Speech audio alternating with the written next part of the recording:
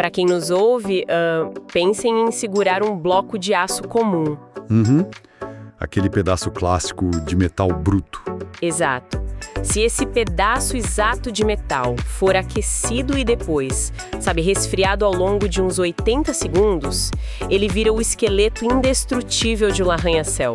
Ele absorve impactos gigantescos sem ceder.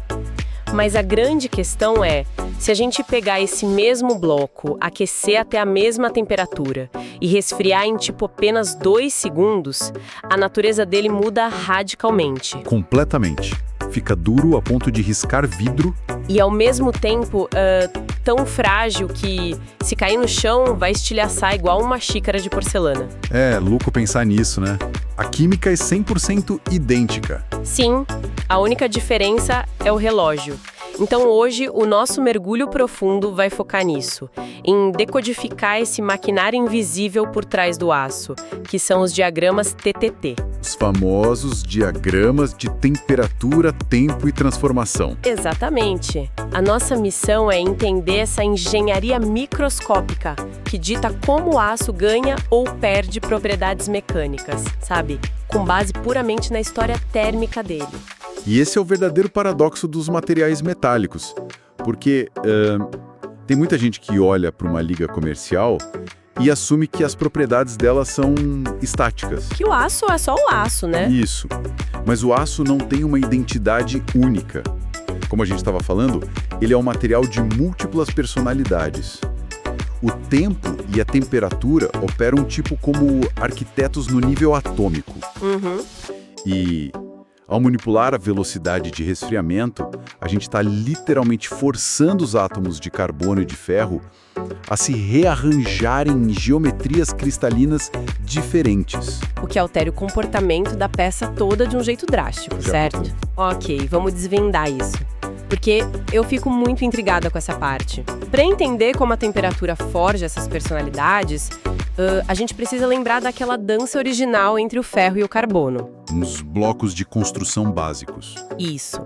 E para nossa audiência que já acompanha o básico de metalurgia, a gente sabe que tudo começa lá em cima, né? Acima da marca crítica dos 723 graus Celsius com a austenita. A famosa fase gama. Exato, fase gama. Nessa temperatura, o ferro adota uma estrutura cristalina que a gente chama de cúbica de face centrada. Uhum. Onde os espaços entre os átomos de ferro são maiores. O que permite que o carbono fique dissolvido ali dentro, tipo uma esponja, até um limite de 2,11%. É bastante coisa se você for pensar em escala atômica. O estado antigaço é forjado na indústria porque essa estrutura é incrivelmente dúctil. Ela aceita desaforo, né? Totalmente. A austenita é o nosso ponto de partida universal aqui. Mas, bom, a física dita que essa festa acaba quando a temperatura cai. A música vai parando. Exatamente. Ao cruzar a linha dos 723 graus, num resfriamento que a gente chama de lento, em equilíbrio, a estrutura cúbica de face centrada simplesmente entra em colapso. Nossa! Ela se reorganiza para uma estrutura cúbica de corpo centrado, que é a nossa ferrita, ou fase alfa. E aí tem um problema mecânico gigante aí, né? Tem, porque essa nova rede cristalina é muito mais apertada. A solubilidade do carbono despenca para menos de 0,02%. Ou seja, o carbono simplesmente não cabe mais lá dentro. De jeito nenhum. Ele é sumariamente expulso da rede. E aí ele reage com o ferro para formar a cementita, que é um carbeto de ferro intermetálico. E é aí que eu fico maravilhada, pensando no nível da mecânica da fratura. Como que essas duas fases trabalham juntas? Porque a ferrita pura é super macia, quase como o cobre. Macia e dúctil, sim. E a cementita é incrivelmente dura, mas muito, muito quebradiça. Se o aço esfria lentamente, passando pelos 723 graus, com 0,8% de carbono, acontece a transformação eutetoide, que gera perlita. A famosa estrutura em lâminas alternadas. Isso. Mas a minha dúvida é, por que uma lamelagem microscópica, tipo de algo super mole, misturado com algo super frágil, resulta num aço com uma resistência mecânica tão boa? Bom, a magia aí está no bloqueio das discordâncias e na propagação de trincas. Como assim, discordâncias? Quando a gente aplica força a um metal, a deformação plástica acontece pelo movimento de alguns defeitos na rede cristalina que a gente chama de discordâncias. Tá. Numa estrutura de perlita, uma discordância se move super fácil pela ferrita macia. Só que logo depois, ela bate de frente com a parede dura de cementita. Ah, entendi. O contorno entre elas vira uma barricada. Exatamente. A energia que você precisa para forçar esse defeito a atravessar a cementita é gigantesca. E no caso da propagação de trincas, a lógica meio que se inverte. Como assim inverte? Tipo, uma trinca que tá viajando pela cementita que é quebradiça, de repente bate na camada de ferrita macia e perde energia cinética, isso? Perfeito. A ferrita acaba atuando como um amortecedor microscópico, sabe? Ela arredonda a ponta da trinca e impede que o material rasgue de uma vez. Caramba, é uma engenharia de compósito perfeita, só que feita pela própria natureza. Fascinante. E a eficiência desse amortecedor depende da distância entre as lâminas. Do tempo que a gente dá para elas se formarem. Exato. Se a gente resfria bem devagar, os átomos têm muito tempo para se organizar e criam a perlita grossa. As lâminas ficam bem separadas. É resistente, mas bem dúctil. Certo. Mas se a gente acelerar um pouquinho só o resfriamento, obtemos a perlita fina. As lâminas ficam super próximas, o que multiplica o número de barreiras contra aquelas discordâncias que eu mencionei. E aí, a consequência direta é o aço ficar muito mais duro e o limite de escoamento ir lá para cima. Exatamente isso. Olha, aqui é que a coisa realmente fica interessante na nossa discussão. Porque a gente falou de resfriamento lento ou levemente acelerado. Essa organização em lâminas da perlita, ela exige que os átomos de carbono viajem pela rede cristalina para se juntarem na cementita, certo? O famoso mecanismo de difusão atômica. Difusão, isso. E essa viagem consome tempo. Eu gosto de pensar nisso como uma pista de dança lotada. Boa analogia. Né? A austenita em alta temperatura é como se a música estivesse tocando super alto e os átomos de carbono estão lá dançando misturados caoticamente. Tudo agitado. Sim. E aí, se a música vai diminuindo gradualmente, as pessoas na pista têm tempo para, conversar, migrar e formar filas perfeitas para ir embora. Essas filas são as lâminas da perlita, que exigem tempo para se organizar. O que é fascinante aqui é o que acontece quando alguém simplesmente arranca o fio da tomada e a música para numa fração de segundo. O choque térmico violento. Exato. O que a indústria chama de têmpera. Quando a gente derruba a temperatura de 1000 graus para a temperatura ambiente quase que instantaneamente, mergulhando a peça em água ou óleo, a gente bloqueia a difusão por completo. A pista de dança congela na hora. Congela. O carbono perde toda a energia térmica que ele ia usar para se mover.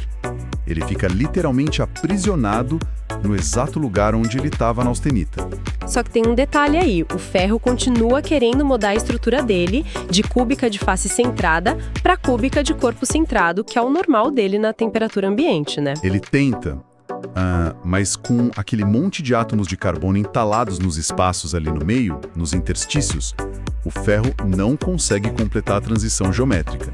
Fica travado no meio do caminho. E aí? Aí, a rede cristalina é forçada a se expandir de um jeito bem assimétrico para acomodar esse carbono preso. O resultado é uma estrutura distorcida que a gente chama de tetragonal de corpo centrado. Ou seja, não vira nem perlita fina nem grossa. De jeito nenhum. A austenita se transforma direto em martensita. Martensita. Isso. Se a gente olhar num microscópio, não tem lâmina nenhuma organizada lá. Parece um emaranhado de agulhas super afiadas. E essa distorção da rede deve gerar uma tensão interna brutal no material, né? Brutal. Aprisiona absolutamente qualquer movimento daquelas discordâncias. E é daí que vem a dureza extrema da martensita que a gente falou no começo. Aquela que risca o vidro. Exatamente dela. Mas espera, eu preciso levantar uma questão crítica sobre isso, sobre a prática da têmpera. Porque se a gente pegar um eixo de aço lá, vermelho de tão quente, e mergulhar direto na água gelada, O gradiente de temperatura é colossal, não é? É um choque térmico violento. Pois é, a superfície do eixo cai para 20 graus Celsius quase na mesma hora e já tenta encolher e virar uma martensita.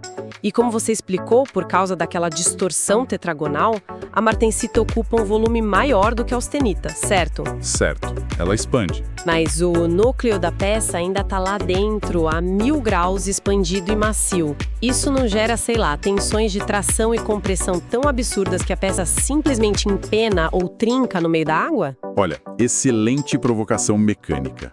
Sim, gera. Esse diferencial de expansão e contração volumétrica é o que a gente chama de trinca de têmpera. O pesadelo do chão de fábrica. O pesadelo dos metalurgistas. É por isso que temperar em água costuma ser catastrófico para ligas que têm muito carbono ou peças com geometrias muito complexas. E como o pessoal contorna isso? A gente usa óleos específicos ou polímeros líquidos. Eles reduzem um pouco a severidade com que o calor é extraído da superfície. Entendi, então eles seguram a onda um pouco. Isso. Mantém o bloqueio da difusão para formar a martensita, mas dá uma amenizada no choque para não partir a peça no meio. Faz todo sentido. Mas, e se a gente quiser evitar essas trincas de vez, mas ainda ter uma dureza alta? Tem aquela rota intermediária, não tem? Se a gente não deixar o tempo correr solto para formar perlita, mas também não congelar o carbono instantaneamente na martensita, a gente entra no domínio da bainita, né? Correto. É o que chamamos de difusão parcial. E como ela se forma? A bainita se forma naqueles patamares isotérmicos, ou seja, a gente mantém a temperatura constante no nível médio, geralmente ali entre 250 e 550 graus Celsius. Tá, e a difusão rola bem devagarzinho. Exato.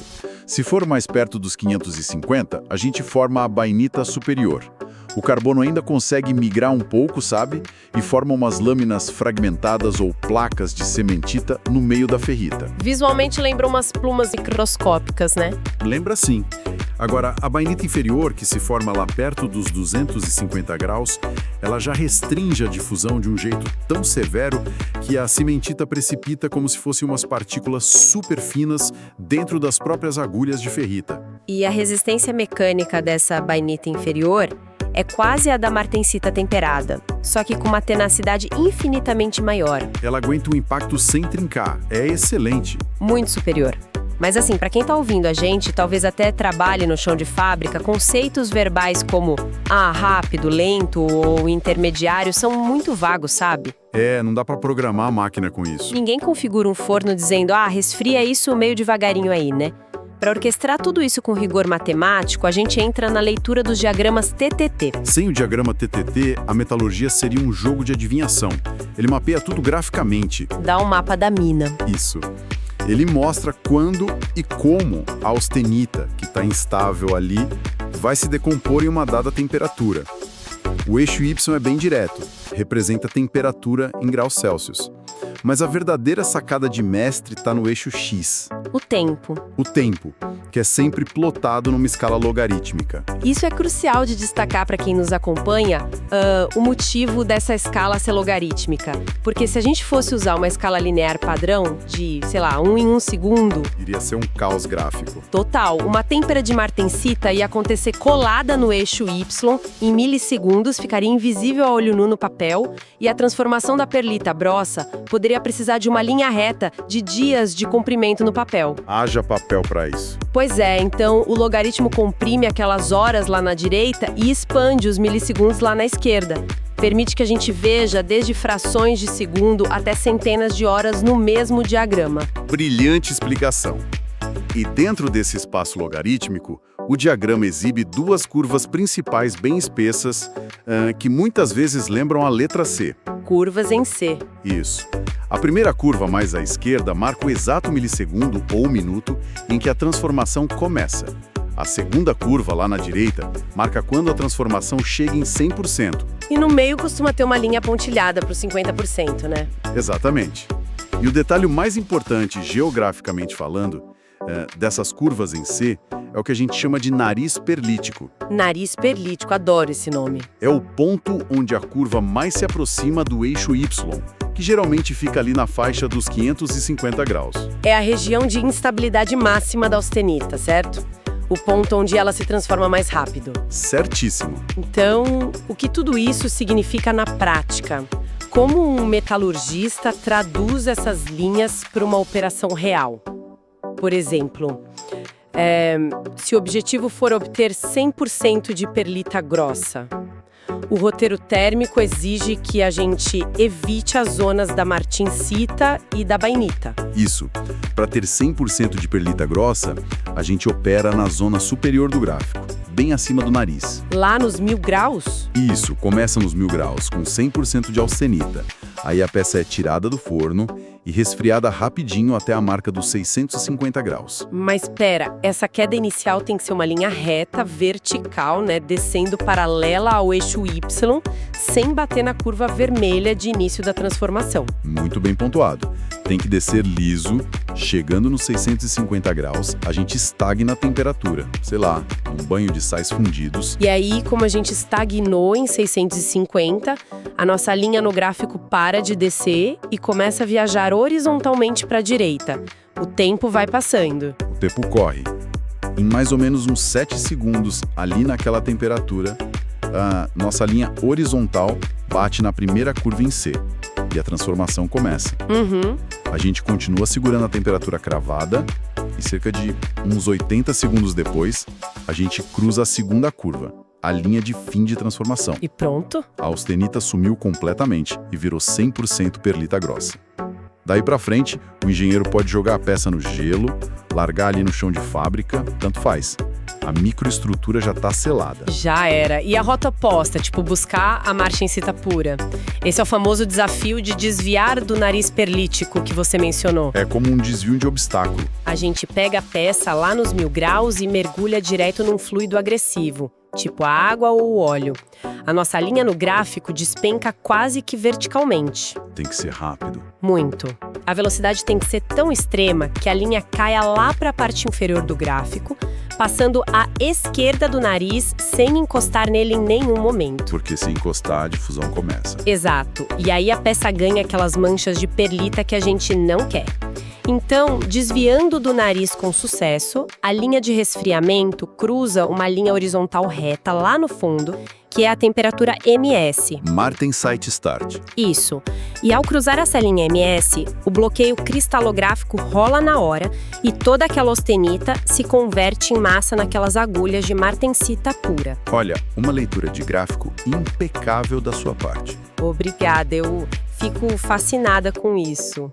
Mas a engenharia moderna quase nunca pede o absoluto, né? Um 100% de alguma coisa. Raramente. Muitas vezes, um componente aeroespacial precisa de uma tenacidade gigantesca, mas combinada com uma resistência formidável na mesma peça. Uma mistura perfeita. Exato. E o diagrama TTT permite que a gente faça essas paradas estratégicas para criar microestruturas mistas. Mas tem uma lei fundamental inviolável aqui, sabe? Qual? Nas transformações isotérmicas parciais, apenas a austenita residual, aquela que sobrou, pode ser transformada em novos microconstituintes. O que já virou bainita ou perlita não volta atrás. Não volta. Em resfriamentos subsequentes, o que está feito, está feito. Isso abre a porta para, na minha visão, a parte mais complexa da análise microestrutural, que é construir um compósito térmico específico. Tem aquele exemplo clássico de uma das nossas fontes materiais, que mostra como fabricar uma peça com exatamente 75% de bainita superior e 25% de martensita pura. É um nível absurdo de intervenção atômica. Muito absurdo. E em vez de eu te perguntar como, deixa eu tentar traçar a rota visualmente aqui com base no que a gente acabou de falar das zonas e você me corrige, tá? Fica à vontade. O palco gráfico é seu. Vamos lá. Passo 1. Resfriar a austenita primária rapidamente numa linha vertical até uns 550 graus Celsius. A gente esquiva do nariz perlítico com sucesso e estaciona a peça lá num forno de banho de sal. Perfeito até aí. Passo 2, a gente mantém a temperatura constante, isotérmica, e deixa o tempo correr horizontalmente no gráfico. A gente cruza a curva de início e a austenita começa a formar a bainita superior. Só que aqui a gente aplica o freio. Em vez de esperar cruzar a curva de 100% e finalizar tudo, a gente mede a distância horizontal entre o início e o fim daquela temperatura no gráfico, e aí a gente tira a peça do banho quando a linha estiver exatamente em 75% dessa distância. Brilhante, porque nesse exato instante nós temos 75% da rede atômica estabilizada como bainita superior.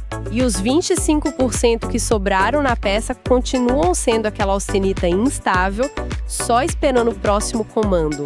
Esperando ordens térmicas. Aí vem o golpe final, passo 3. Tiramos a peça do banho de sal a 550 graus e jogamos direto na água. A linha térmica despenca verticalmente, cruzando a linha MS lá no fundo. E como a bainita já está formada, ela só esfria e ignora a queda brusca. Exato, mas aqueles 25% de austenita sofrem o choque térmico agudo e a rede entra naquele colapso tetragonal distorcido, formando exatamente os 25% de martensita que a gente queria. É o controle absoluto das variáveis de fase, em engenharia de altíssimo nível. Não é incrível? Mas, sabe, se a gente analisar cenários industriais reais, com múltiplos patamares, surge uma confusão analítica muito frequente. Qual? Aquela da ilusão do gráfico. Essa mesma. Imagine que a gente quer criar uma estrutura de, digamos, 50% perlita grossa e 50% bainita inferior. Tá, o roteiro do 50-50. Isso. No processo, a gente mantém a peça em 650 graus até metade virar perlita. Quando a gente resfria a peça lá para os 250 graus para transformar o resto em bainita inferior, quem está acompanhando a linha visualmente no papel percebe uma ilusão bizarra. Sim, eu lembro quando vi isso a primeira vez. A linha de resfriamento cai no eixo Y, mas do nada a leitura das curvas de transformação da bainita parece que salta para a esquerda no eixo do tempo. Parece que o eixo X retrocedeu, que a gente viajou no tempo. E esse é um dos maiores pontos de tropeço para quem está aprendendo a ler essas cartas de voo da metalurgia. Dá essa ilusão de voltar no tempo. E como a gente desarma essa ilusão ótica? A chave é lembrar que o eixo horizontal não é um cronômetro ininterrupto que está rodando desde que a peça saiu lá do primeiro forno a 1000 graus. Exatamente isso. O tempo que as curvas representam no TTT é, por definição técnica, o tempo de permanência isotérmica. Do material naquela temperatura específica. Isso. Cada vez que você faz um resfriamento agudo e muda o patamar térmico, por exemplo, de 650 para 250, o cronômetro das transformações daquela nova temperatura zera. Ele opera com base no exato instante em que a peça atingiu aqueles 250. Então, para ficar claro para quem está nos ouvindo, quando a temperatura cai lá para a faixa da bainita inferior, o material não se lembra que já gastou, 30 segundos formando perlita lá em cima. Para ele não importa. Aquela austenita residual, 50%, ela agora obedece às regras de difusão lenta daquele novo ambiente gelado a 250 graus. O cronômetro reinicia visualmente. E a gente avança para a direita no gráfico de novo, só aguardando essa austenita restante cruzar a curva de 100% daquela zona, e aí completa o nosso coquetel de 50-50. Se a gente conectar tudo isso ao panorama geral, o que esses diagramas escancaram para nós é a habilidade humana de transcender a química. É profundo isso. Porque a gente não está adicionando elementos de liga raros ou exóticos ao aço para mudar as propriedades. A gente está usando termodinâmica e cinética para ditar em qual posição os átomos devem parar e se fixar. E ditando as propriedades macroscópicas no final. Exato. A mesma combinação de ferro e carbono pode ser a lâmina flexível de uma serra, se você for pela via da bainita, ou, a superfície impenetrável de uma broca de petróleo armada com martensita pura. Ação que eu acho incrível. Então, para sintetizar o nosso mergulho profundo de hoje para nossa audiência, o aço e qualquer metalurgia avançada se recusa a ser classificado por definições simples e rasas. Com certeza. Ele é como uma tela em branco muito sensível, onde a geometria atômica final depende 100% da trilha térmica traçada. O caminho que ele percorreu. Isso, seja ditando a espessura lamelar macia daquela perlita, ou travando discordâncias nas plumas da bainita, ou estilhaçando a simetria com a violência tetragonal da martensita, a gente manipula o material usando o relógio invisível e o freio da temperatura. O engenheiro virou um piloto do tempo atômico. Guiado pelos diagramas TTT, que são as cartas náuticas, né? Excelente analogia. Olha. Nós domesticamos os processos difusivos simplesmente parando a música microscópica quando nos convém. Uhum. Mas avaliando todo esse grau de maestria técnica que a gente discutiu hoje, isso levanta uma questão bem importante que a ciência dos materiais contemporânea precisa enfrentar em breve. E adoro essas provocações. Pode falar. Bom, hoje a gente lê diagramas ultra precisos, mapeados por mais de um século para a liga clássica de ferro e carbono. A gente domina o aço. Sim, mas a gente está vivendo a explosão de novos supermateriais sintéticos, sabe? As ligas de alta entropia e até mesmo um volume obsceno de metais misturados no lixo eletrônico reciclado, cheio de impurezas desconhecidas. É verdade, muito material novo na jogada. Aí que tá. Se uma mudança de míseros segundos na curva TTT de um aço super comum já muda a natureza dele do extremo da tenacidade para o extremo da fragilidade, que propriedades exóticas ou revolucionárias será que estão escondidas nesses novos compósitos? Nossa, faz todo sentido. Propriedades que estão ali só esperando a gente mapear novos ciclos térmicos, forçando labirintos isotérmicos ou choques absurdos de temperatura que a gente sequer testou em laboratório ainda. É de explodir a cabeça pensar nisso. Nós conhecemos o mapa do aço clássico como a palma da mão, mas as terras inexploradas da termodinâmica de novos materiais, elas podem abrigar propriedades que a engenharia de hoje sequer sonha em usar. Com certeza. O resfriamento e o tempo ainda guardam muitos segredos nessas geometrias cristalinas. Excelente ponto para reflexão e para pesquisa futura. Bom, e para todo mundo que nos ouve, continue investigando a essência por trás de tudo que parece mecanicamente inquestionável e imutável no mundo ao nosso redor. A ciência sempre surpreende. Sempre tem mais camadas. Exato. Nos vemos na nossa próxima análise estrutural de alto impacto. Um abraço. Um abraço, pessoal.